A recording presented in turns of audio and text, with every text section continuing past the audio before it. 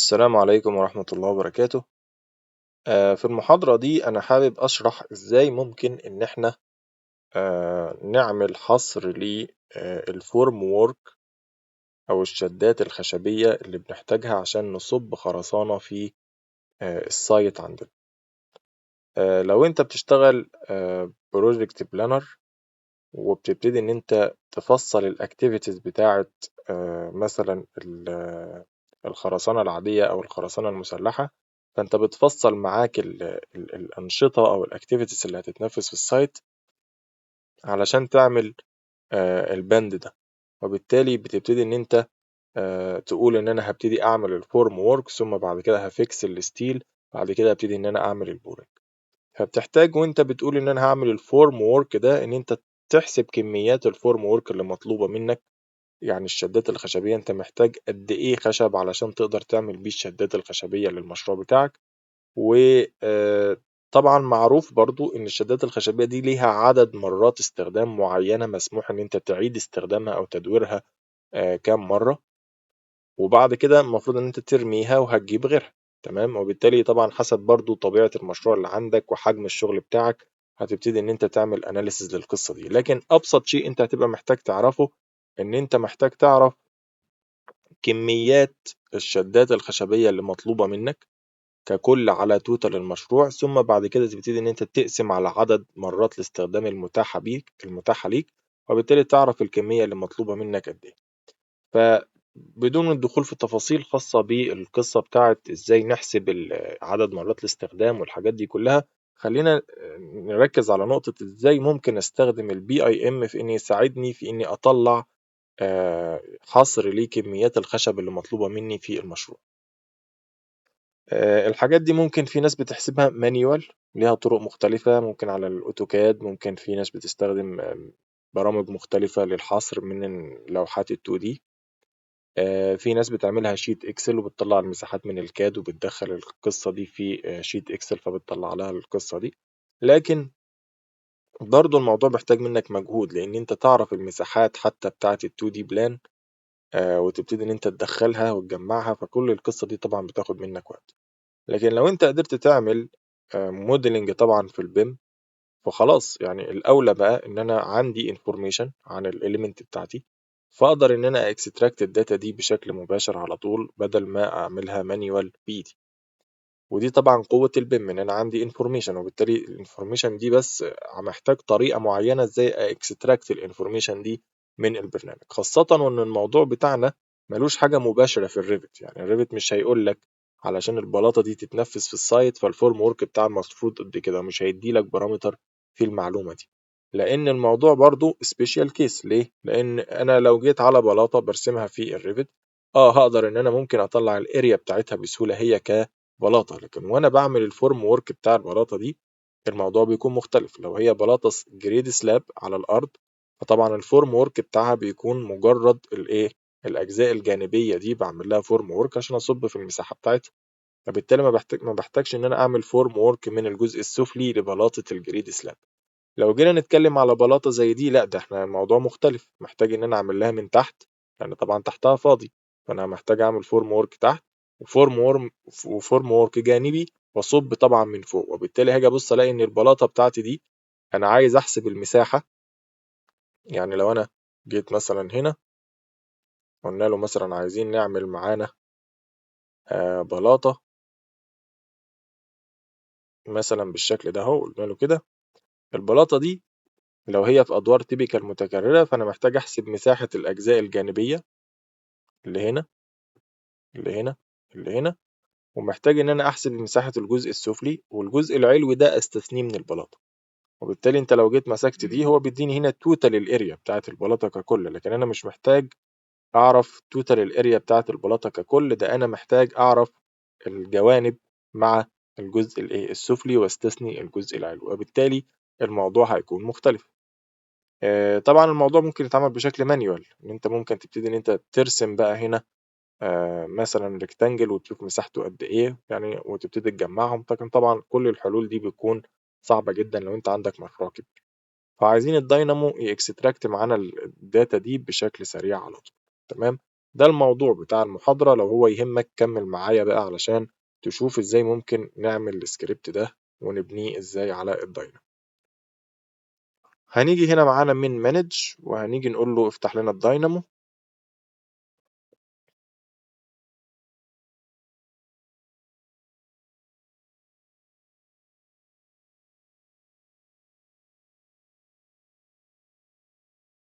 وهفتح هنا السكريبت اهو.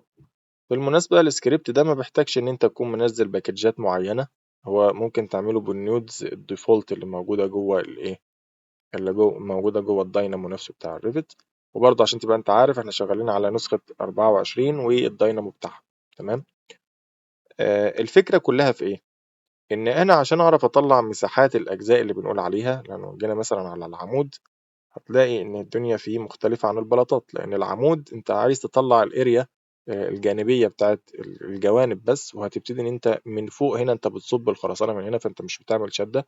من تحت عندك بلاطة اصلا انت راكن عليها، وبالتالي الشدة ما بتكونش مغطية الجزء السفلي، وبالتالي الاتنين دول انت محتاج تشيلهم وتحسب المساحات الجانبية بس. فده مش هتقدر تحققه غير لما تعمل اكسبلود للجيومتري وتفككه للأجزاء الأساسية بتاعته، كأنك جيت كده بالظبط على بلوك في الماكس وفجرته فحولته لخطوط. هي نفس الكونسبت، انت محتاج تعمل اكسبلود للجيومتري ده بحيث ان انت تفجره للأوجه الأساسية بتاعته، وتبتدي ان انت تطلع ليست بيها، وتبتدي ان انت تحذف اللي انت عايز تشيله وتسيب اللي انت عايز تسيبه، وبالتالي يبقى انت قدرت توصل للمساحة اللي انت عايزها وتقدر تعمل لها حصر. دي الكونسبت بكل بساطة، ان الاليمنت اللي عندي لازم يتفجر لمكوناته او للأوجه بتاعته، واخد منه اللي انا عايزه وابتدي ان انا اشيل اللي انا عايزه. طيب هتبتدي ان انت يعني تميز ازاي ما بين اللي انت عايزه واللي ما انتش عايزه؟ هما كلهم بالنسبة للداينامو فيسز او سيرفيسز. ازاي بقى انا اشوف طريقة من خلالها اقدر اخلي الداينامو يفصل لي جيومتري زي ده لمجموعتين من الفيسز، المجموعة اللي انا عايز اخدها في الاعتبار في الحسابات، والمجموعة اللي انا عايز اعمل لها اكسكلود او استثنيها من الحسابات تبقى مجموعة تانية اقدر ان انا ما اعملش عليها اي حسابات، ولكن اقدر استثنيها من الليست بتاعتي. فهي دي ده التشالنج بتاعك، يعني هو ده التحدي اللي انت داخل تحله على الداينامو. القصة بكل بساطة ان انت لو جينا هنا نتابع بس نشوف القصة ماشية ازاي. هو سكريبت على فكرة فكرته بسيطة واغلبه حاجات يعني متكررة، مش كله مش النودز دي كلها حاجات مختلفة، لا ده هي في حاجات متكررة فيها كتيرة. يعني اللي فوق دول هتلاقيهم شبه اللي تحت، في الدنيا بسيطة ما تقلقش، والكونسبت اصلا بسيطة خالص. اول حاجة هنا ببتدي ان انا بختار نود زي دي بقدر ان انا استدعي بيها كل الاليمنت اللي موجودة في كاتيجوري معين داخل الريفت، اسمها all element of category. تمام. دي بتلاقيها موجودة معاك لو جيت هنا على الجزء الخاص ب عندنا هنا الجزء الخاص بالجيومتري، هتلاقي عندك الكيرفز والميشز والسيرفيسز والحاجات دي كلها. ولو جيت هنا في الريفت هتلاقي طبعا دي لو انت عايز تبتدي ان انت تعمل سيلكت بقى من عناصر مشروع الريفت بتاعتك نفسها، فبتيجي هنا على سيلكت، بتلاقي عندك هنا ان انت تقدر تختار all element of category. متاح معاك ان انت تقدر ان انت تختار كل الاليمنت اللي موجودة في كاتيجوري معين،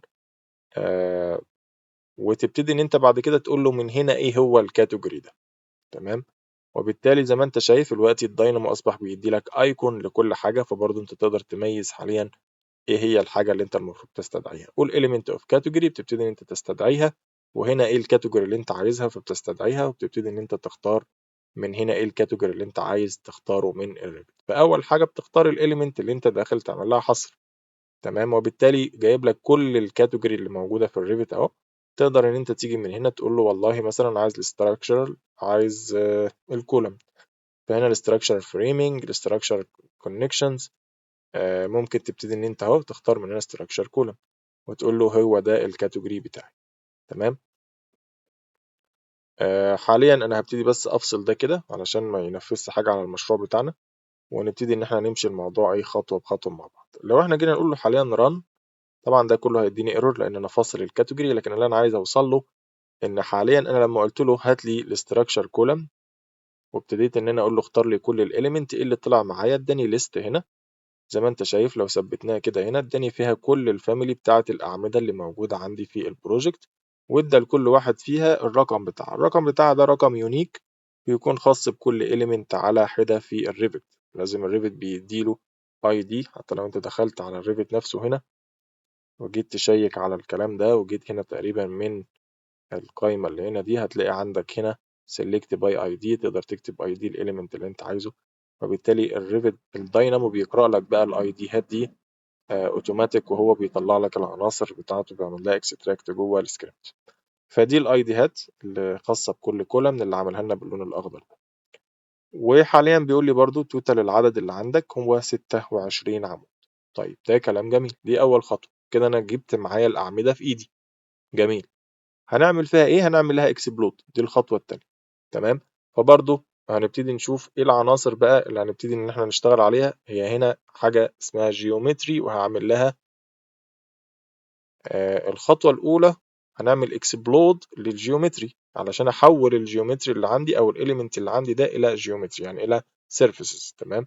وبالتالي لو جينا هنا على الكلام ده هنلاقي عندنا هنا جيومتري، وهنلاقي عندنا ممكن كمان نكتب في السيرش هنا على طول اكسبلود، لان دي اكيد هتبقى عمليه مميزه اهي اسمها اكسبلود للجيومتري. طيب لما بقف عليها كده بيقول لي انت هتعمل ايه؟ طبعا دي آه، من قائمه جيومتري على طول تقدر توصل لها. هنا بقى بيقول لك دي موجوده في كلوك وورك.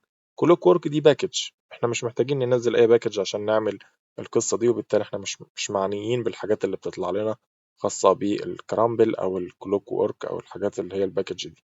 انا عايز الاكسبلود، وببتدي ان انا اشوف الديسكريبشن. بيقول لي ان انا هبتدي ان انا اقسم لك الموضوع بتاعك الى اجزاء. تمام. طبعا ده اللي انا عايزه. هل ان انا عايز ابتدي ان انا اعمل اللي هو بيقول لي عليه ده separate compound of non-separated element into their component part؟ لا، ما هوش ده اللي انا عايز اعمله. انا عايز اعمل element. هنا لو جينا نبص هنا هنلاقي كمان الموضوع مختلف. تمام. يبقى انا عايز اعمل اكسبلود، ولكن مش دي النود اللي هتخدم معايا القصه بتاعتي. هنبتدي هنا نقول له عايزين نعمل اكسبلود. تمام. هنا بيقول لي ريتيرن، وهنا بيقول لي الحاجات دي خاصه بالكريمبل.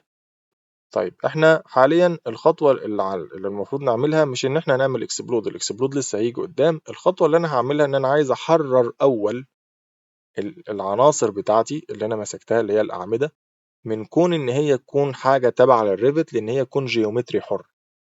وبالتالي احنا محتاجين اول النود دي اللي هي element to geometry، ان انا اخد element الريفت احولها معايا الى جيومتري الاول. تمام. يبقى انا اول لازم افك ارتباط الموضوع بالريفت، ان ده ما تتعاملش معاه كعمود، انا عايزك تتعامل مع الموضوع كجيومتري. وبعد ما اخده كجيومتري ابتدي ان انا افجره. الخطوه اللي بعد كده ان انا محتاج النود الخاصه ب element الى جيومتري. تمام. فلو جينا هنا نشوف ممكن النود دي موجودة معانا فين. طبعا ممكن برضو نسرش عليها باي نيم، ممكن نيجي نعمل رايت كليك هنا ونكتب الاسم بتاعها. ولكن احنا لو جينا حاليا هنا على الريفت وابتدينا ان احنا نشوف الحاجات اللي موجودة فيه، عندنا هنا element. طيب الاليمنت دي بيجيب لي حاجات الريفت نفسها. نيجي هنا على الجزء الخاص ب جيومتري. لو جينا هنا على سيرفيس وابتدينا نيجي هنا على سيرفيس ونشوف احنا محتاجين هنا نعمل ان انا احول معايا الاليمنت الى جيومتري. تمام. طيب يبقى انا مفروض ان انا افكر في اني ادخل في قائمة element. تمام. مش اني ادخل في قائمة جيومتري نفسها. محتاج الاول ادخل في قائمة element، ثم منها ابتدي ان انا اوصل ل قائمة الخاصة بالجيومتري. وبالتالي لو جينا كده هنا الفاميلي الجروبس الحاجات دي كلها. تمام. لو جينا هنا على geometry reference by bound view transaction.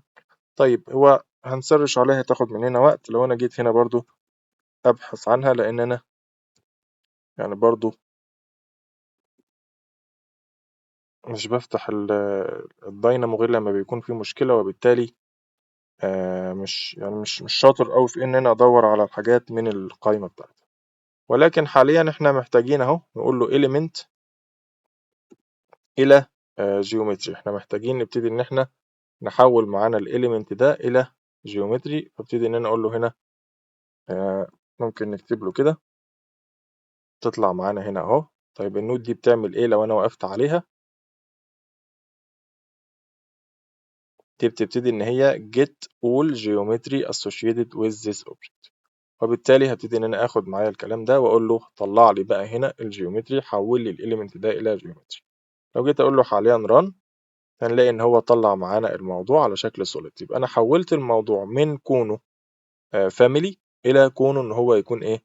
خلاص دي حاجة solid هو بيتعامل معاها على طول كجيومتري وليس كإليمنت جوه الري. طيب حاليا زي ما انت شايف جايب كل واحد فيهم حطه في ليست لوحده. فبنعمل الخطوة بتاعت ليست فلاتن، تكتب بس كده هنا فلاتن، بتلاقي طلع لك أول اختيار فلاتن ليست. فلاتن ليست دي بتبتدي إن أنت لما توصلها كده بيبتدي إن هو بدل ما يدي لك ليست كل عنصر في ليست لوحده، لا هو بيبتدي إن هو يختزل لك القصة كلها في ليست واحدة، حاطط لك فيها كل العناصر. وده بيبسط طبعا معاك التعامل مع ليست واحدة بدل ما تتعامل مع أكتر من ليست. فشوف أنت عندك كام إليمنت؟ 25 إليمنت حاليا كلهم في ليست واحدة، بدل ما كان عندك 25 ليست كل إليمنت في ليست لوحده. طيب بعد كده بتعمل إيه؟ بعد كده بنعمل الخطوة اللي بعد كده وهي الجيومتري اكسبلود. فبتيجي هنا بقى تقول له أنا عايز أعمل اكسبلود، فهنا ببتدي إن أنا أعمل اكسبلود للجيومتري بتاعي، وببتدي إن أنا أقول له رن. لما بيعمل اكسبلود طبعا أنا ماشي معاك الموضوع خطوة بخطوة، إحنا ممكن ناخد دول نبعدهم بعيد كده ونشوف هنا اللي طلع معايا إيه. هتلاقي إن هو ابتدى يديني مجموعة من الليستس. تمام. المجموعة دي كل مجموعة فيها عدد الفيسز اللي موجودة لكل عمود. طبعا احنا كل عمود عندنا زي ما احنا عارفين في كام وجه، في عندنا الأربع أوجه الجانبية ووجهين علويين. طبعا انت حاليا ما انتش عارف مين العلوي ومين السفلي في القصة دي، هو عطوهم لك كسيرفس وخلاص. وما عندك 25 إليمنت وبالتالي ب 25 ليست، كل ليست فيها المجموعة بتاعت الايه العناصر بتاعتها، فكلهم فيهم نفس عدد العناصر وهي 6 عناصر.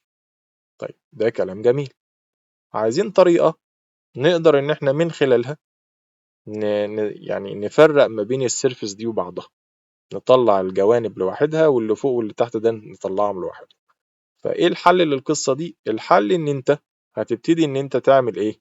هتعمل معاك حاجة هنا اسمها فلتر باي بولي ماسك. جميل، يعني حاجة يس وحاجة نو. طيب علشان نطلع الفلتر ده إيه اللي المفروض إن إحنا هنعمله؟ هنبتدي إن إحنا نعمل حاجة بسيطة خالص. اول حاجه هنعملها ان احنا هننزل معانا حاجه اسمها surface dot point add parameter. دي بتخليك تقدر ان انت تحط بوينت معينه على مكان معين عندك على السيرفيس بتاعك او على الجيومتري بتاعك. فلو جيت كده هنا معاك من سيرفيس وابتديت ان انت تفتح معاك سيرفيس هتلاقي عندك الاوبشنز دي. فمنها اوبشن ان انت ممكن تعمل هنا معاك حاجه اسمها سيرفيس، ان انت تنزل معاك نقطة تحطها على السيرفيس بتاعتك. تمام. فهو ده بيكون الحل point at parameter اللي هي المفروض النود دي. النود دي بتعمل ايه؟ بتبتدي ان انت تقول له انا عايز احط نقطة على كل سيرفيس من السيرفيسز اللي عندي. طيب النقطة دي انت عايز نحطها فين بالظبط؟ انت لو جيت حاليا تعمل run، تمام، هتلاقي ان هو هنا ابتدى يدي لك نقطة عند كل سيرفيس من السيرفيسز اللي هنا، يدي لك نقطة. النقطة دي أنا عايز إن هي تكون موجودة فين؟ أنا عايزها تكون موجودة في نص الجسم، تكون موجودة في نص الجسم. وبالتالي هبتدي إن أنا أعمل دبل كليك عشان أفتح لنفسي كود بلوك وهكتب فيه 0.5، وابتدي إن أنا أضغط بره بعيد كده وأقول له خلي لي النقطة دي موجودة في منتصف كل سيرفيس عندي من العناصر اللي موجودة عندي. تمام. وهقول له حاليا هنا اعمل لي رن للقصة دي. جميل. طيب يبقى انا دلوقتي جبت الأعمدة structure column، بعد كده ابتديت إن أنا أحولها إلى solid. السوليد بعد كده عملت له flatten عشان يبقى سهل في التعامل معاه. بدأ ياخد كل عنصر يديني السيرفس اللي جواه. بدأت أحط نقطة عند كل جيومتري موجود عندي. تعالى لما نشوف العناصر اللي عندنا كده. طبعا ضغطت على ده عشان أجيب بقى الموديل اللي قدامي. زي ما أنت شايف دي النتيجة اللي أنا وصلت لها، إن نقطة موجودة على نص كل سيرفس من السيرفس اللي موجود عندي. تمام. طيب خلينا بقى نبعدها شوية كده عشان ما تضايقناش واحنا بنكتب. بس احنا كده ايه، بنبص على النتيجة بتاعتنا. ممكن تعمل رايت كليك كده هنا وتقول له زوم تو فيت، فيبتدي ان هو يعمل لك زوم تو فيت على السين اللي قدامك. لكن طبعا هي يعني العناصر كبيرة جدا على نقطة الزيرو زيرو، وبالتالي محتاجين ان احنا نعملها مانيوال بالشكل. فحاليا خلاص في نقطة محطوطة عند منتصف كل سيرفس. خلاص ده كلام جميل. هنعمل ايه بعد كده؟ قال لك طيب النقط دي مش ينفع من عندها نرسم فيكتور؟ ارسم فيكتور، ممكن. طيب يبقى الخطوة اللي بعد كده ان انا هبتدي ارسم فيكتور من كل نقطة من النقط اللي عندي. وبالتالي بعد ما عملنا الخطوة دي هنبتدي ان احنا نيجي هنا نعمل خطوة اسمها surface.normal@point. يعني هبتدي ان انا عايز اطلع النورمال بتاع السيرفس ده هو في انهي اتجاه. يعني حاجة عمودية على السيرفس ده طبعا هيبقى اتجاهه غير اتجاه السيرفس اللي فوق. يعني لو جينا كده هنا، ده لما يجي يتعمل له نقطة تتعمل عمودية عليه، نورمال يعني عمودية عليه، وبالتالي ممكن تبقى في اتجاه الاكس. لما نلف كده هنا ونيجي على ده هنلاقي مثلا في اتجاه الواي. لكن لما هنيجي بقى للفيس العلوية هيبقى ايه، لازم في اتجاه الزد. فهي دي الحاجات اللي انا هقدر افرق من خلالها الفيسز بتاعتي عن بعضها. تمام، هي دي الطريقة اللي انت هتفرق من خلالها الفيسز عن بعضها. وبالتالي هبتدي ان انا اجي اقول له بقى من هنا الخطوة اللي بعد كده ان انا عايز سيرفيس نورمال بوينت. فلو جيت هنا هتلاقي النورمال ات بارامتر. لما بتبتدي ان انت تضغط عليه بالشكل ده، لا دي خلاص احنا عايزين ان هي تكون نورمال بوينت. فخلينا بس نركز واحنا بنختارها من هنا. نورمال ات بارامتر اللي هي دي. ده احنا عايزين نديله بوينت، مش لسه هنرسم البوينت من جديد. صح، احنا عايزين هنبتدي ان احنا نشوف كده هنا معانا normal at point. بيقول لي return surface normal at the input point of surface. هي دي اللي انا عايزها، لان انا عندي البوينت بالفعل مش لسه هديله بوينت، لان خلي بالك ان في هنا at بارامتر لسه هيحتاج مني بوينت في بوزيشن معين. انا عندي البوينت بالفعل وهي البوينت اللي احنا عملناها دي. وبالتالي هبتدي ان انا اقول له النقط بتاعتي اللي انا هوصلها لك هي النقط اللي انا حصلت عليها من الايه، من القصة دي. تمام. طيب السيرفس بقى اللي انت عايز تطلع عليها هي السيرفس بتاعة الايه، بتاعة السوليد اللي انت اخدها. وبالتالي هتيجي بص تلاقي الجيومتري الاكسبلودد اللي احنا عملناها هي دي السيرفس بعد ما عملت لها اكسبلود اللي انا عايز اطلع الفيكتورز بتاعتها النورمال اللي عمودية عليه. لو جيت هنا تقول له ران وجيت تبص على القصة اللي هنا ايه، هتلاقي ان هو مكان كل نقطة رسم لي فيكتور. كل فيكتور موجود على فيس من الفيسز. طيب ده كلام جميل. الخطوة اللي بعد كده ان انا عايز افرق بين الحاجات اللي موازية للزد اكسس والحاجات اللي مش موازية للزد اكسس. فعايز اطلعهم الى مجموعتين، افرقهم الى مجموعتين. فابتديت هنا تستخدم ايه بعدها؟ استخدمنا هنا فيكتور از بارلل، وتديله ايه الفيكتور اللي انت عايز تطلع الاكس بتاعه بارلل ليه. يعني طلع لي من السين فقط الاكسات الموازية للاكس اللي هقول لك عليه. فهتيجي تبص تلاقي عندك هنا من القائمة الخاصة بالفيكتور. تعالى لما نشوف الفيكتور موجودة معانا فين. مش هتبقى في جيومتري أكيد الفيكتور، وبالتالي ممكن نبتدي نشوف موجودة معانا الفيكتور في، مش هتبقى في ليست أكيد برضو. طيب لو جينا هنا على جيومتري وجينا على كيرف مش modifiers geometry abstract vectors هنا اهي.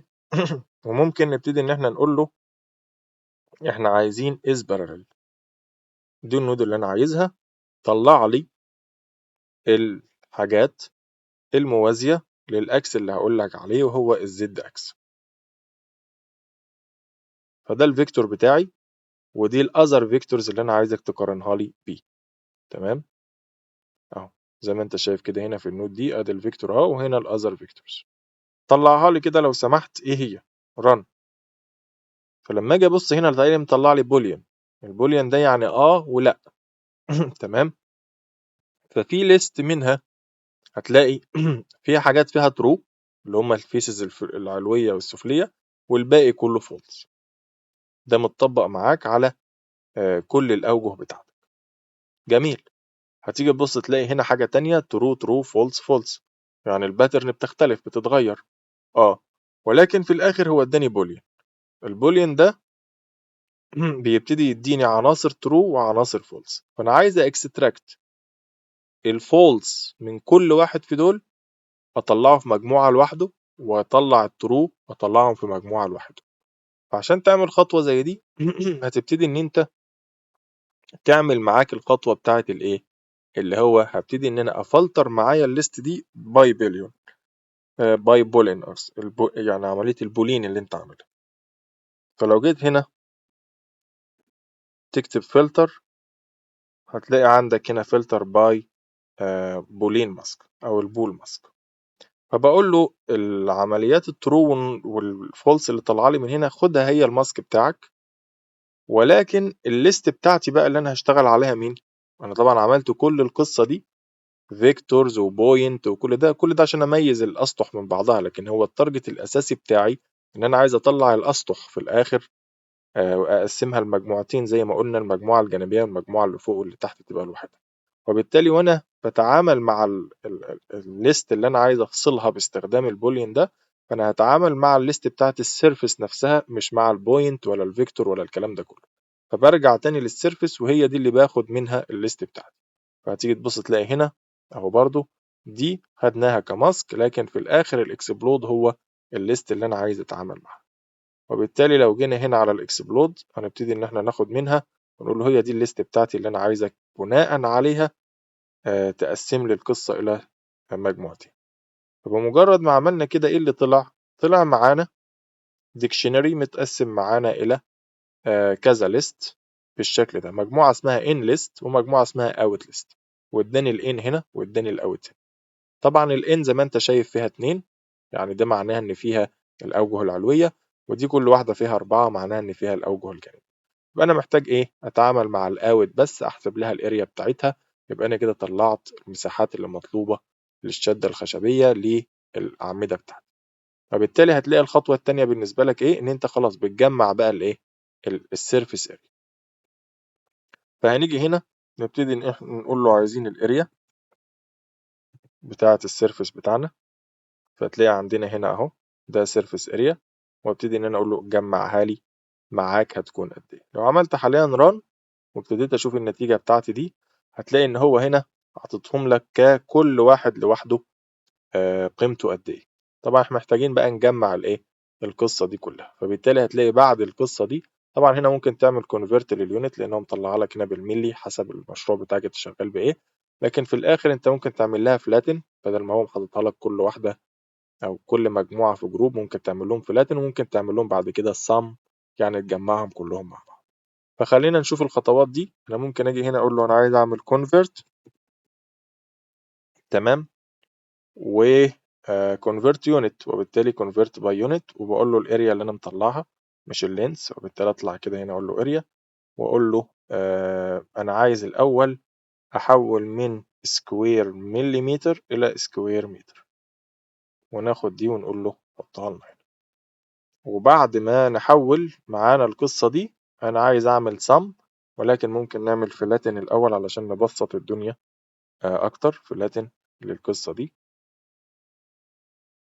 تمام. وبعدها ممكن نعمل بقى هنا اديني السم بتاع القصص دي كلها في قيمة واحدة، واقول له هنا رن. ومن هنا اطلع بالتوتال المساحة اللي مطلوبة مني، كام متر مربع خشب مطلوب للشدات الخشبية للأعمدة اللي موجودة عندي في مشروع زي ده، عددها 26 عمود. تمام. فطبعا دي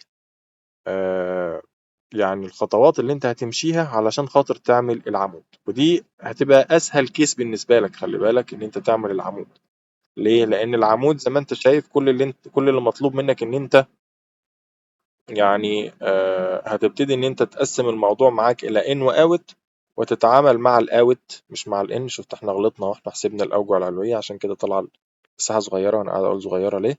المفروض ان احنا نطلعها للاوت مش للان، ونبتدي ان احنا نقول له run. وهنا هتلاقي طبعا كده كلام مظبوط 153.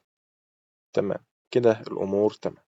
هتلاقي الموضوع بسيط بالنسبة لك في الأعمدة ليه؟ لأن زي ما أنت شايف أنت بس قسمت الموضوع لإن وأوت، وكل اللي أنت عملته إن أنت ابتديت إيه؟ يعني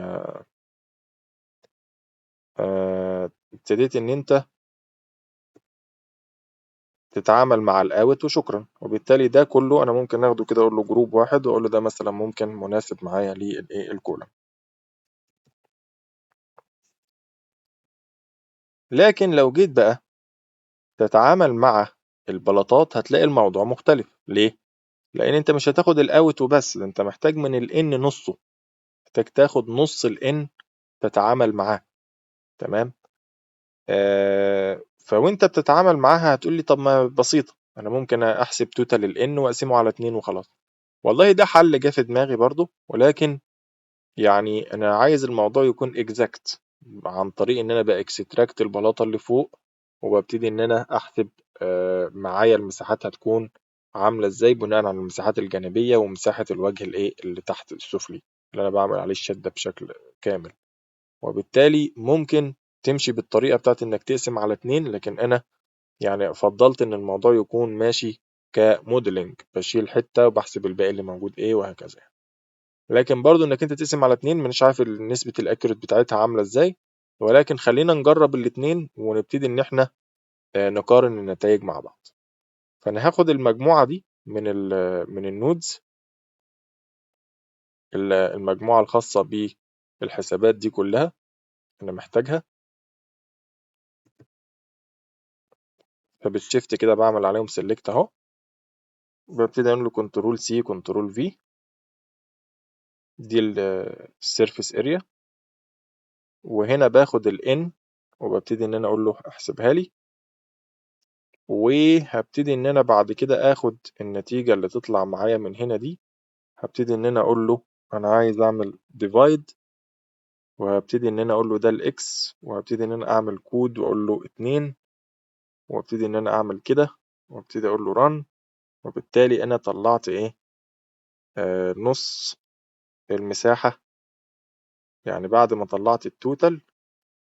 طبعا هنا بس المشكلة ان هو لما بتاخد نسخة من الكونفرت ما بيحولش معاك الموضوع بشكل مظبوط، فانا لازم اعيد بس توصيف القصة دي تاني ان هي بالمتر واقول له run. وبالتالي حاليا توتال المساحة اللي طالعة معايا زي ما انت شايف بعد ما كانت 9 الوقت عاطيني 4 و8. تمام كده تمام، ما عنديش مشكلة. هنقارن بقى الرقم ده بالطريقة اللي احنا هنعملها. جميل جدا. احنا طبعا مش هننفذها يعني على الأعمدة، احنا أصلا هنعملها على البلاطات. تمام. ولكن خلي الطريقة دي في بالك، يعني في طريقة اهو ان انت ممكن الأوجه العلوية تاخدها تقسمها على 2، طلعت مساحتها وخلاص شكرا على كده. لما هنيجي نتعامل بنفس الموضوع مع البلاطات، تمام، خلينا بقى ناخد المجموعة دي، هقول له كنترول سي كنترول في، باخدها كلها مع بعضها هنا اهو. وكل اللي هعمله ان انا هغير الكاتيجوري اللي عندي هنا الى فلورز. انا حابب اشرح لك الموضوع والسيكونس بتاعه ماشي ازاي علشان انت ما تتوهش. لو حبيت تتعامل مع الفاونديشن تعرف تتعامل، السلاب تعرف تتعامل، بتبقى الموضوع بالنسبة لك بسيط. طبعا الفلورز هنا موجودة اهي، هنضغط على الفلورز وهنبتدي ان احنا نمشي بنفس السيكونس. استدعي لي العناصر، اعمل لي ليها جيومتري بدل ما هي إيليمنت، اعمل لي فلاتن، اعمل لي اكسبلود، طيب نزل لي نقطة في المنتصف، بعد كده اديني فيكتور، طب ميز لي الفيكتورز اللي فوق عن الجانبية، طلعها لي. طب انت قسمها لي بقى المجموعتين، طب انا عايز اتعامل مع المجموعة الاوت علشان هي دي اللي تعنيني اللي هي الحاجات الجانبية. في البلاطة مش هتعنيك الجانبية بس، هتعنيك واحدة كمان من الايه من العلوية. وبالتالي زي ما بنقول احنا ممكن بقى ناخد هنا بنفس السيكونس الحاجات دي كده، اخدها هنا معايا اهو بالشيفت، وهعمل كنترول سي كنترول في، وهغير بس معايا ان هي تبقى الان بلس ان انا طبعا هعدل دي تاني. دي مشكلة الكونفرت دي، ان هي دايما لازم تعيد انت توصيف الحاجة تاني لما بتاخد منها نسخة، ولكن حاجة بسيطة اهي. هنقول له رن. زي ما انت شايف هو حاليا اداني المساحة بتاعة الحاجات العلوية كاملة، فانا برضه هاخدها اقول له من هنا رايت كليك ديفايد، وابتدي ان انا اقول له ده الاكس بتاعي، ودبل كليك 2 واقسمها لي على الاتنين، وطلع لي الصم بتاعتها قد ايه بعد الكلام ده. هو ده اللي انا هقارنه بالايه بالطريقة اللي احنا هنعملها التانية، وهي طريقة الموديلنج بقى. تمام. فزي ما انت شايف طلع لي 214. طيب ده كلام جميل. يبقى انا حتى تيجي تبص تلاقي هنا الريفت استدعى معاك الايه البلاطات اهو خلاص. لكن انا محتاج بقى مع كل بلاطة من البلاطات دي ان انا اشيل الفيس العلوية، اشيل الفيس العلوية من كل بلاطة علشان يحسب لي فقط الحاجات الايه الحاجات آه يعني الجانبية واللي تحت. هنعمل حاجة بقى زي كده ازاي؟ هتيجي بقى معايا انت هنا علشان تشوف معايا الحل عامل ازاي. احنا وصلنا لايه؟ احنا قلنا له خلاص اقفل لنا الكلام ده وحول لنا اليونت واعمل لنا فلاتن وابتدي احسب لي الصم. الكلام ده كان على مين؟ على الحاجات اللي نازله منين؟ نازله من الاوت. الان بقى هنعمل فيها ايه؟ الان هنبتدي ان احنا نكرر فيها نفس الموضوع. برضو انا هنزل نقطة، انت بعد ما طلعت لي العناصر بتاعتي اللي هي المفروض عندي هنا في الان، احنا متفقين ان بيطلع لي العناصر اللي فوق واللي تحت، اللي هم الفيس اللي فوق والفيس اللي تحت من كل جيومتري بقول له عليه.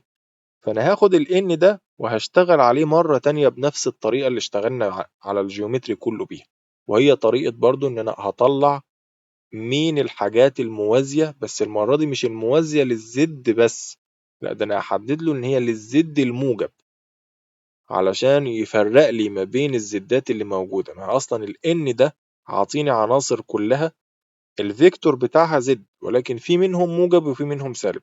انا عايز افرقهم عن بعض علشان هدلت او مش هاخد في الحسبان واحد فيهم اللي هو مثلا الزد بتاعه بالسالب فوق، وهاخد في الحسبان واحسب فقط اللي الزد بتاعه بالموجب. فهي دي الكونسبت، ازاي ان انا هفرق يعني الليست اللي طالعه لي من الان الى مجموعتين. فهتيجي تبص تلاقي مشيت بنفس السيكونس، اديته برضو نقطة، تمام، طلع لي نقطة لو سمحت. بعد كده من النقطة دي انت بنيت برضو فيكتور، وبناء على الفيكتور اللي طلع لك ابتديت ان انت تقول له انا فقط عايز الفيكتور اللي بيحقق لي شرط ان هو قد موجب واحد.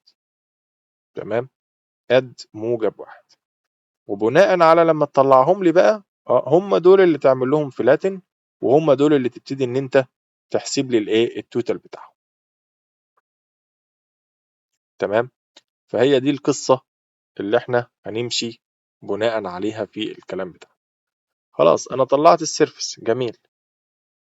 هنا انا طلعت السيرفس بتاعتي ان واوت زي ما اتفقنا اهو، ان واوت. حلو. اتفقنا ان احنا خلاص الان ده انا خدته وحسبناه علشان الرقم ده نقارنه بالنتيجة اللي هتطلع. لكن احنا هنتعامل بطريقة تانية، ان الان اللي طالعه لي دي انا عايز اطلع الفيكتور اللي موجود فيها. تمام. فهبتدي ان انا اعمل ايه؟ ابتدي ان انا اجي اقول له انا عايز الان ده، مش هحسب له السيرفس على طول، ده انا عايز اطلع السيرفس نورمال اد بارامتر. دي تديك ايه؟ تعال نشوف النود دي سيرفس نورمال اد بارامتر، تبقى موجودة معانا هنا في سيرفيسز هنا اهو، سيرفيس نورمال ات بارامتر.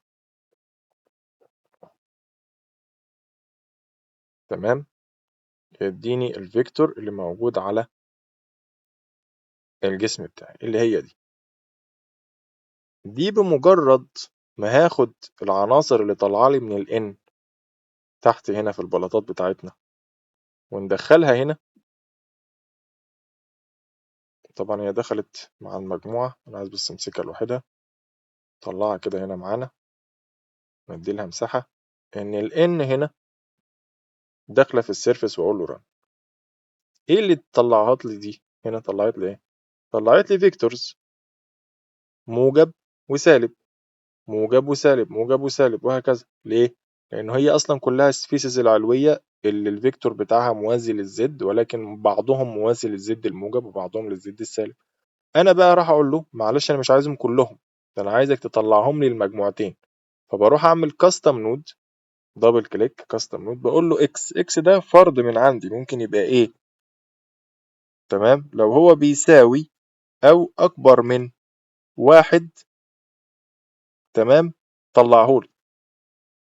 تمام، لو أنا عايزه يبقى يكون تقريبا بتبقى هنا الكتابة بتاعتها، عشان بس طبعا كتابة الأكواد بتختلف زي ما احنا عارفين. خلينا بس نشيك عليها كده هنا. أكبر من أو يساوي هي اللي بتبقى الأكبر من الأول، بعد كده اللي يساوي بعدها. هنا لو جينا تحت دي ناخدها قط ونخليها هنا كده. تمام. هناخد الفيكتور وهيطلع لي ايه هو هنا. لو جيت تبص هو بيطلع لي هنا بوليان، يعني لو جيت هو طلع لي ايه لما هعمل رن، هتلاقيه طلع لي ليست معايا أكبر من أو يساوي 1.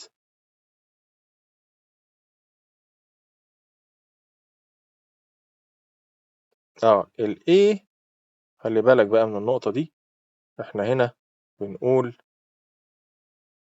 إن ال X أكبر من أو يساوي 1 أو ال X ده هو المفروض إن احنا ما نقولش ال X بس، لأن طبعا احنا عندنا ال X ده في أكتر من قيمة. عندنا هنا هو يعرف منين إن أنت قصدك على الزد، فأنا هقول له أكيد ال A دوت زد. تمام، خلي ال A دي بقى تكون مثلا X سمول أو حاجة دوت زد. ولو ابتديت إن أنا أقول له كده وأقول له run ونشوف طلع إيه، المرة دي كده تمام.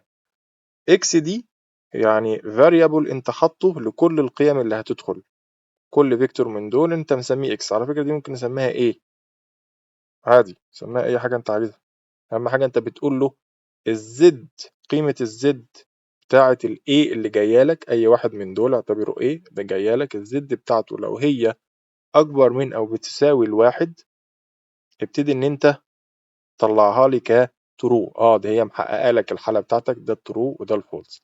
فطالما طلعت بوليان زي ده، يبقى أنا ممكن أستخدم طريقة الفلاتن، أقصد طريقة الفلتر مرة تانية، إن أنا أقسم الأسطح اللي جايالي إلى مجموعتين. يبقى فلتر باي بوليان، وآخد ده على إن هو الماسك بتاعي، والليست بتاعتي اللي أنا عايز أعملها هي العناصر اللي جايالي من ال N اللي هي دي، أخدها أحطها معايا هنا في الليست. يبقى أنا كده قسمت الليست اللي كانت طالعة من ال N إلى 2 ليست، واحدة N وواحدة أوت. فلو جيت تبص كده معاك هنا هتلاقي أهو واحدة N وواحدة أوت. بالمناسبة لو أنت جيت تحسب الاريا اللي طالعة منهم بتاعة السيرفس دي، وجينا خدنا دي كنترول سي كنترول في، وخدنا الأوت نحسبها ونقول له ورينا القصص دي تطلع معاك بقد إيه. طبعا هو هنا برضو هيطلعها لي على شكل ليست، فأنا المفروض طبعا برضو إن أنا الأول أعمل لهم فلاتن،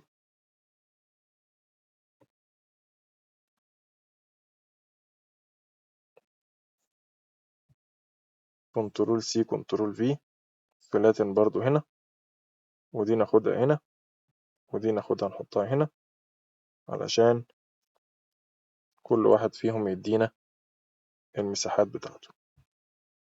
لو جيت تعمل submission ليهم كلهم،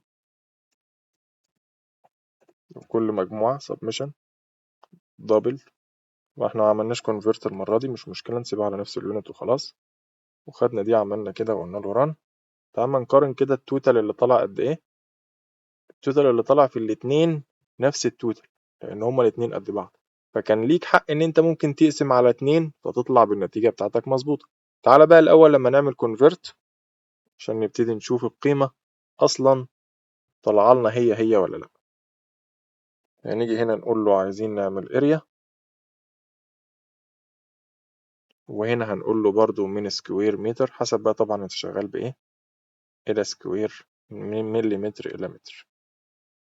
تمام. وكنترول سي كنترول في ونقول له دبل دي برضو حطها لنا هنا، ونقول له ورينا القصة دي طالعة معاك قد ايه. طبعا ده سنتي الى سنتي، احنا عايزينه هنا زي ما قلنا اريا،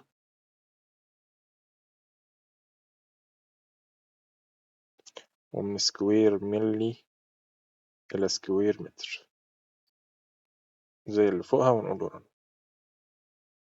ده التوتال 214، وهنا طلع لي التوتال 214. طيب هل الكلام ده هو نفس القيمة اللي طلعت لنا لما احنا خدنا ال N وقسمناها على الاتنين؟ دلوقتي بس بايه بنعمل عملية validation. ال N دي لما خدناها الاوت حسبنا لها السيرفس، وال N اهي حسبنا لها السيرفس، وعملنا كل الكلام ده، ورجعنا في الاخر ديفايد على 2 طلعت 214 و100. ولما جينا هنا شلنا بطريقة الجيومتري برضو طلعت معانا اي واحدة فيهم 214.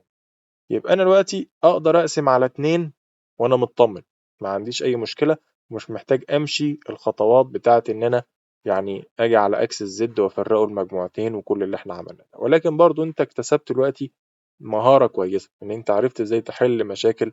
لو عندي سيرفس وعايز اخد منه مساحة معينة، طريقة التعامل مع الأجساد علشان أفرق ما بين الإيه الأوجه بتاعة كل سيرفس وبعضها، وآخد مساحة الأجزاء اللي أنا عايزها وأسيب المساحات اللي أنا مش عايزها. بنفس الطريقة أنت ممكن تمشي بالأكس بتاع الإكس بتاع الواي لو أنت عايز تطلع مساحات مثلا جانبية في اتجاه معين. تمام. فدي كانت الطريقة اللي أنت ممكن إيه تشتغل بيها. طبعا إحنا ممكن نجمع القصة دي. طبعا انت ممكن تقول لي في الشدة الخشبية بتاعة البلاطة انا لازم استثني الاعمدة. اقول لك اه والله ده كلام مظبوط، وبالتالي انت هتحتاج ان انت بقى الخطوة اللي انا كنت عملتها وسبتها في الاعمدة هنا، ان انا حسبت معايا النص بتاع الاعمدة اللي هي الاوجه العلوية. انا حسبت النص بتاعها وطلعته 4 متر و8. ده ممكن تطرحه من المساحة اللي طالعه لك للبلاطة بتاعتك في الفيس اللي تحت، اللي هي المفروض تطلع لك هنا 214. تقدر بكل بساطة تطرحهم من بعض، وبالتالي تقدر ان انت تطلع التوتال بتاعك بسهولة. يعني احنا لو بدلنا بس الخطوة دي كده هنا اريا، وخدنا دي هنا اللي حطيناها في الاريا، وخدنا بعد كده دي حطيناها هنا عشان نطلع بس الرقم على طول، وخدنا برضو دي حطيناها هنا. يبقى الكونفرت الاول وبعد كده يطلع لي الرقم، فالرقم طلع معايا اهو 214. فانت ممكن بقى عايز تطلع النهاية خالص، هتبقى عملية طرح. انت محتاج تطرح، تقول له ماينس طرح، وهتقول له بقى انا عايز اطرح اكس اللي هو مثلا الرقم ده من الرقم ده، واقول له ران. وبالتالي يبقى انا طلعت معايا التوتال بتاع المساحة بتاعتي بدون الاعمدة. كمان لو انا عايز اطرح الاعمدة فالموضوع بيبقى فيه اكيوريسي اعلى. فانت هنا عندك ده التوتال النهائي اللي انت يعني هتشتغل عليه بتاع مساحة الشدة من الجزء الايه من الجزء اللي تحت. وبالتالي طبعا ده هتجمعه بقى معاك مع الجانبي، اللي هو الجانبي اللي طالع لك من الاوت، اللي هو الخالص خالص، اللي هو ما فيش فيه كانش فيه اي مشاكل معاك، اللي هو اللي طالع من الاوت هنا. المفروض احنا هنا لما جينا على الجزء الان والاوت، الاوت ده حسبناه اهو وطلع معايا الكلام بالرقم ده. طبعا الرقم ده انت هتجمعه بقى على الرقم الايه على الرقم الاخير اللي عندك ده. الاتنين دول هتجمعهم على بعض في عملية سبمشن عادية خالص. فتيجي هنا تقول له بلس شيفت بقى هنا عشان يديني بلس، واقول له بقى الاكس والواي بتاعتي هما الرقم ده، وهو الرقم اللي طالع من هنا ده. وبالتالي يبقى انا كده خلاص ده مساحة الشدات بتاعة البلاطات بتاعتي ككل بالرقم اللي انت شايفه ده. طبعا هنا ممكن كنا محتاجين نعمل كونفرت عشان نخليهم كلهم شبه بعض. هنا اللينس بتاعك ده مش مظبوط، لازم تعمله اريا علشان هنا الدنيا تبقى شبه بعضها، مليمتر، وهنا ده كمان سكوير وران، وبالتالي الأرقام تبقى منطقية معاك بالشكل ده. يبقى ده التوتال النهائي بتاع الإيه؟ بتاع البلاطات، والأعمدة معاك فوق أهي، وبالتالي تجمعهم على بعض تطلع معاك الإيه؟ المساحة الكاملة بتاعت شدات الأعمدة وشدات البلاطات بتاعتك. تمام؟ لو أنت جيت دلوقتي مثلا هنا على الجزء اللي احنا عملنا بيه فاليديشن بتاع إن أنا قسمت معايا الحاجات بتاعتي إلى موجب وسالب، وخدنا مين اللي باصص للموجب والكلام الجميل ده كله. هنا احنا عملنا فيكتور جديد، طلعنا الفيكتور فقط المساوي للعناصر دي، عملنا هنا بوليان، وبالتالي طلعت معانا العناصر دي منها عناصر ان واوت، صح؟ تعالى كده لما ما نعملش سيلكت على حاجة خالص، عايزين هنا نلغي سيلكت على اي عنصر معمول.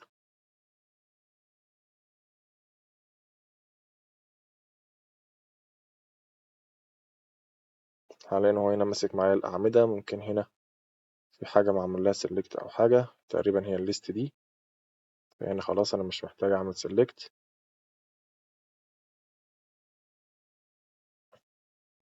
خلاص الغي لي السيلكت ده، مش عايزه.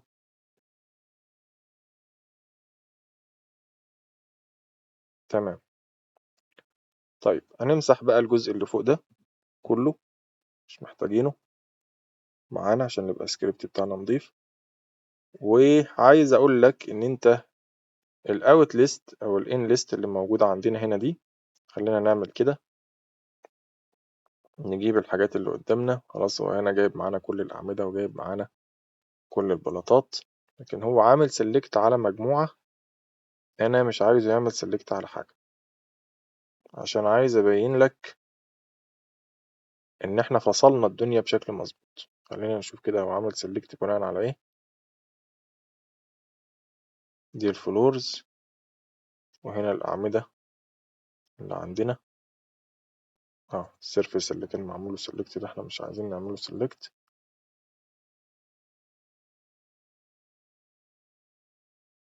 طيب بنمسك الكلام ده بيعمل لي سيلكت عليها.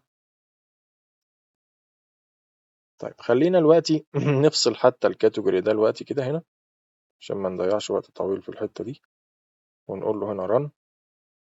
خلاص الأعمدة ماهيش معانا دلوقتي، مش مهم. خلينا بقى تحت هنا في الجزء ده، طلع لي ليست ترو وفولس، وبناء عليها فصلت الايه، السيرفيس بتاعتي الى، زي ما انت شايف المجموعات دي زي ما قلنا هنا ترو وفولس، بناء على الزد بتاعت العناصر اتفصلت معايا الى عناصر ان واوت، طلعنا الان والاوت وقلنا ان هم قد بعض. شوف الوقت انت لما بتمسك دي الفلاتن دي، شوف هو مطلع لك مين الجزء اللي تحت من الحيطه، من البلاطه.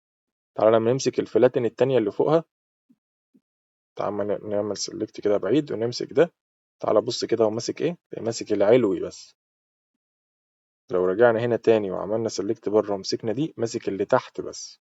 فانت فعلا قدرت تقسم معاك البلاطة، سواء كانت انت اصلا قسمتها لجوانب وفوق وتحت، وقمت اخد اللي فوق وتحت كمان قسمه معاك لجزء علوي وجزء سفلي، علشان تبقى براحتك خالص بتستثني الجزء اللي انت عايزه من الجيومتري، بتتعامل مع الجزء اللي انت عايزه. طبعا احنا هنا حسبنا الاتنين الان والاوت علشان اثبت لك ان هم قد بعض، عشان لما نقسم على الاتنين يبقى احنا مطمنين.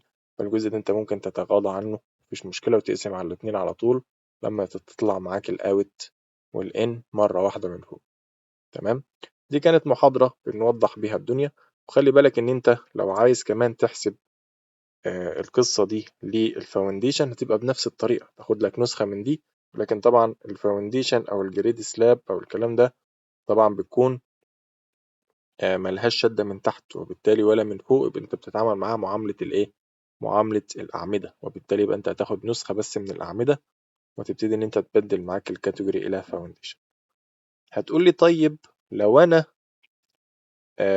عندي ممكن السلابات بتاعتي انا عاطلها مسمى، واحدة فيهم اسمها مثلا سلاب جريد او جريد سلاب مثلا، دي هيبقى التعامل معاها ازاي. خلينا الأول نسيف معانا الكلام ده. طبعا دي مش هتبقى بقى كولم، دي هتبقى هنا معانا مثلا فلورز. تمام، وهنسيف. طيب لو انا عندي البلاطه بتاعت الجريد سلاب، انا عاملها بلاطه ماهيش فاونديشن وعايز اخليها تتعامل معامله خاصه زي الاعمده. تمام. دي ساعتها هنعمل فيها ايه؟ ساعتها ان انت البلاطات نفسها او الفلورات نفسها اللي انت هتشتغل بيها، بعد ما تحصل عليها انت المفروض ان انت هتعوز ان انت تقسمها معاك بناء على الاسم بتاعها. بناء على الاسم بتاعها هشتغل عليها ولا لا. فعندك هنا ممكن لو جينا على الاليمنت دي وابتدينا ان احنا نعمل، عندنا هنا تقريبا نيم. لو كتبنا كده هنا نيم نشوف معانا ايه اللي متاح معانا في النيم.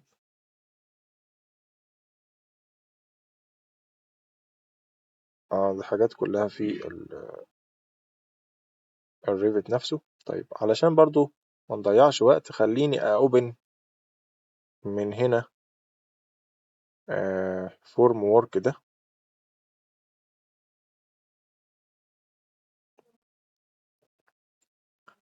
وده مفيش فيه برضو الجزء بتاع ايه ان انا ممكن ازاي افصل معايا بالاسم. طيب خلينا نرجع تاني لبتاعنا اللي هو هنا ده.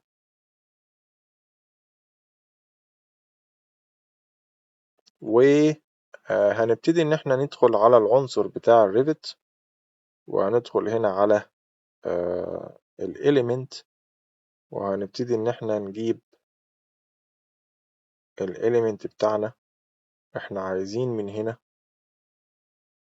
النيم بتاعه، جيت نيم او هنا عندنا جيت ماتيريال، جيت لوكيشن. تمام. فهنا عندنا delete للإليمنت، جيت اللوكيشن بتاع الماتيريال، البارامتر join. هنا عندنا set location to string، هحوله إلى string. طيب هنا النيم get the name of element. هنا فأنا لو عملت كده هبتدي إن أنا أحصل على النيم بتاعي بتاع الحاجة اللي عندي على شكل إيه؟ على شكل element. تمام. طيب هبتدي إن أنا أقول له إن أنا عايز أعمل select فقط على العناصر اللي بتحتوي على contain أهو if given contain item search مثلا. هنا يحتوي على، احنا عايزين النيم هنا هو ده. تمام. وهيديني ايه؟ هيديني بول يس ونو. فانا اقول له السترنج هو ده، وابحث لي عن، لو انا مثلا جيت في البرنامج هنا او في الفايل بتاعي وابتديت ان انا، طبعا لاني فتحت داينامو وقفلت داينامو تاني، خلينا كده الاول هنا نسيف ده مؤقتا ونقفله. تمام. ونرجع نفتحه تاني علشان يشتغل معانا كويس. نفتح هنا الداينامو تاني. وقبل ما نشتغل على السكريبت انا عايز اقولك ان انت لو عامل البلاطة بتاعتك اللي تحت ما انتش عاملها فاونديشن، عاملها جريد سلاب، او انت شغال على مشروع لقيت ان اللي شغال قبلك ماهوش عامل الموضوع على انه بلاطة، عامله يعني عامله على انه بلاطة عادية، مش عامله على انه ستراكشر فاونديشن. فلو جينا كده هنا وقلنا له عايزين نعمل فلور سلاب، وهنقول له دبليكيت، وهنقول له هنا اسمها جريد سلاب. ساعتها يبقى التصرف ازاي انت عايز تتعامل مع الجريد سلاب بشكل مختلف. فهي دي النقطة اللي انا بشرحها لك. خلينا مثلا نفترض اهو ان هو عامل الجريد سلاب على الجزئية دي. طبعا هيبقى عندنا هنا اوفرلاب، لكن مش مشكلة دلوقتي. فاونديشن دي خلينا ندلتها، وهي دي مثلا البلاطة بتاعت جريد سلاب. فانت عايز الداينامو وهو بيتعامل معاها يتعامل معاها بشكل مختلف. هو هيديلها تعامل العمود مش تعامل البلاطة التانية، لان دي ملهاش شدة من تحت. تمام. فمحتاج إن أنت تفصل أول الموضوع معاك باي نيم string اللي بيحتوي على كلمة إيه بقى، هتبتدي إن أنت تفتح كود بلوك. المفروض إن الجروب ده، خلينا نعمل ان جروب دلوقتي مؤقتا لما نبقى نخلص عشان ما يقعدش يضايقنا، وهنفتح هنا كود وهنبتدي إن إحنا نحطه بين كوتيشن ونقول له كلمة جريد اللي إحنا كاتبينها. خلي بالك إن إحنا هنا كاتبينها small، وممكن نلاقي مثلا اللي شغال كان كاتبها كابيتال فيطلع معانا ايرور، فلا هنا موفر لك حتة ignore case انك انت يتجاهل معاك موضوع الكيس ان هو كاتبها لك سواء كانت فيها الكابيتال او سمول، انت عايزه يتجاهلها. بالطبيعي هو ما بيتجاهلهاش، يعني الديفولت بتاعه فولس، فانت طبعا عايزه يبتدي ان هو يتجاهلها. فانت بتيجي هنا تبحث عن بوليان وبتقول له انا عايزه يكون ترو، وبتقول له لا انا عايزك تبقى بعد كده تignore معاك موضوع الجريد، لو انا عملته كابيتال او سمول مش مشكلة. البوليان هيطلع معاك ايه لو انت عملت ران حاليا للبلاطات اللي عندك. طبعا اصبحوا 3 بلاطات وقال لك 2 فولس وواحدة ترو، يعني واحدة محققة معاك الايه القصة بتاعة الترو والفولس، وبالتالي بناء على البوليان ده تقدر ان انت برضو تعمل فلتر باي بوليان وتتعامل مع كل واحدة فيهم على ايه، على حدة بالطريقة المناسبة لي. هقول له ده الماسك بتاعي، والليست هي الليست بتاعت الفلورات اللي جايه لي من هنا. بقى عندي ان واوت، تمام. اه بقى عندي هنا ديكشنري في واحده بس اللي هي البلاطه اللي احنا عايزينها اللي هي الان، والاوت فيها الاتنين التاني. الان دي هتتعامل معاها معامله ايه، المعامله بتاعت العناصر اللي هنا دي كلها، اللي هي هنبتدي بعد ما خدنا الاليمنت ممكن ابتدي ان انا بقى اخد مجموعه العناصر دي كلها اهي، كوبي كنترول في اهي، اخدها انزل بيها معايا هنا تحت اهو، مش عايزينها بس تتداخل مع الباقيين، تبقى مثلا تحت كده هنا اهو. من اول ما باخد الجيومتري وبقى ايه بحوله معايا، فالان ده هاخده وابتدي ان انا انزل اقول له اعمل لي معاه القصه بتاعه الاعمده. يبقى دي حاله استثنائيه للجريد سلاب. عملنا كنترول جي، تيجي هنا تقول له ده الجريد سلاب.